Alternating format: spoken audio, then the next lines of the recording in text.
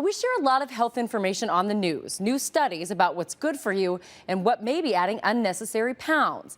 Well, this is not just one study. This set of guidelines being recommended could change what our kids eat for lunch at school and change the warnings your doctor gives at your next visit.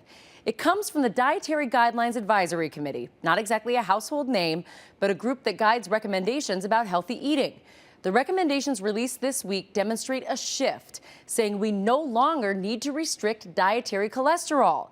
The group cites new research, which shows it doesn't increase our risk for heart attack and stroke, like we once thought. Instead, though, it says blood cholesterol levels are dictated not by food, but DNA. And experts say advice to avoid high cholesterol probably drove us to other potentially dangerous foods. I think there's no question that we probably drove some of the current epidemic with bad advice in the past. When we told Americans, limit your intake of fat, we ended up with a diet that was too high in carbohydrates.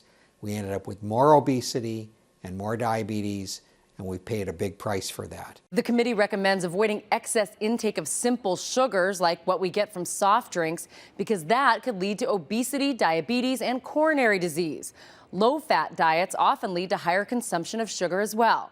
So what should we eat? Well, the committee recommends a Mediterranean diet, or a diet that provides about 30% of its calories from fat. People can just stick to a diet that emphasizes fruits and vegetables, good fats like olive oil, fish, complex carbohydrates, not simple carbohydrates. They'll be better off. So what do these guidelines mean for you? Well, the U.S. Department of Ag will look at the recommendations and put a plan in place by the end of the year. While the cholesterol information is new, the basics stay the same.